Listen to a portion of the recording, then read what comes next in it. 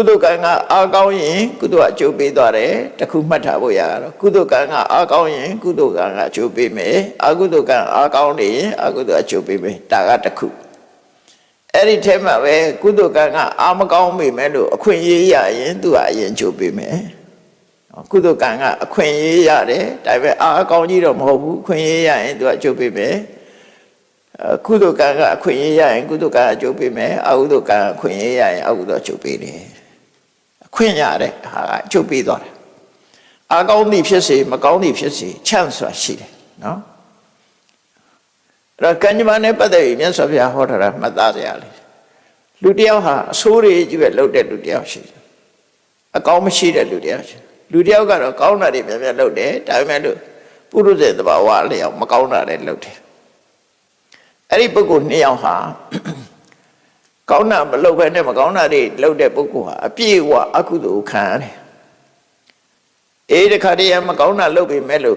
ကောင်းတာတွေများများလုပ်ထားတဲ့ပုဂ္ဂိုလ်ကြတော့လုံးဝမခံရဘဲနဲ့အကုသိုလ်ရဲ့အကျိုးလုံးဝမခံရတဲ့ပုဂ္ဂိုလ်လည်းရှိတယ်အဲ့ဒါကိုမြတ်စွာဘုရားကဥပမာပေးထားစားအကွက်နဲ့ဥပမာပေးထားစီဝတိလုံးတော့စားခဲ့တဲ့ခဲကိုကော်ဖီပကံနဲ့ထက်ကော်ဖီပကံပြေးလာအောင်ရေးထက်အဲ့ဒီစားခဲ့ကော်ဖီပကံနဲ့ထည့်လိုက်ရေးဟာတောက်မဖြစ်တော့ငမ်းမယ်ဒီစားခဲ့စီဝတိလုံးတော့စားခဲ့ကော်ဖီပကံတော့တင်ရှိတဲ့ရေးဆိုရင်တောက်မဖြစ်အောင်ငမ်းမယ်အဲရေအိုးတိုးစားတဲ့မှာထည့်လိုက်မယ်ဆိုရင်အဲ့စားခဲ့ဘာမှမရှိတော့ဘာဖြစ်လို့ရေများသွားတာလေရေနေရင်ငမ်းမယ်ရေပြားရင်မငမ်းတော့စားပါမှန်းတော့မသိလိုက်တော့အဲ့ဒါလိုပဲကုသိုလ်များနေတဲ့ပုဂ္ဂိုလ်တယောက်ဟာအကုသိုလ်ကနည်းနည်းလေးပဲပျောက်သွားတယ်လို့သူတို့ဆိုလို့အကျိုးပေးဖို့မပေါ်လာနိုင်ဘူးတဲ့ကတ္တရားဆိုများသောအားဖြင့်လူတွေက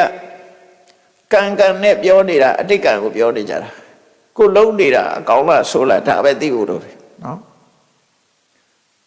ကံအကျိုးပေးပြီဆိုမှငါကံမကောင်းဘူးငါကံကောင်းတယ်နဲ့တွက်နေကြတာမန်ကိုလုံးနေတဲ့အချိန်မှာကံကောင်းတဲ့အလုပ်လားမကောင်းတဲ့အလုပ်လားဒါပဲတွက်ဖို့လိုတယ်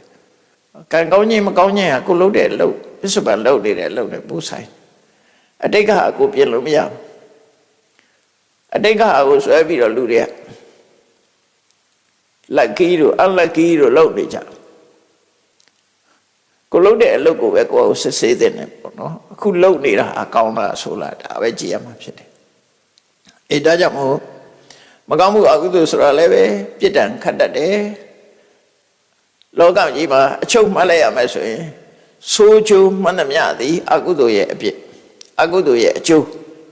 လူတွေခံရတဲ့ဆိုးကျိုးဒုက္ခမှန်သမျှသည်အကုသိုလ်ရဲ့အကျိုးနော်ချမ်းသာစရာစိတ်ချမ်းသာစရာဒုက္ခမှန်သမျှသည်ကုသိုလ်ရဲ့အကျိုးဒါကတော့နိယမသဘောတရားအရကုသိုလ်ကဆိုးကျိုးပေးတာမရှိဘူးအကုသိုလ်ကလည်းကောင်းကျိုးပေးတာမရှိဘူးပေးရင်ဆိုးကျိုးပဲပေးမယ်ဒါတော့သိချပေါ့ပဲ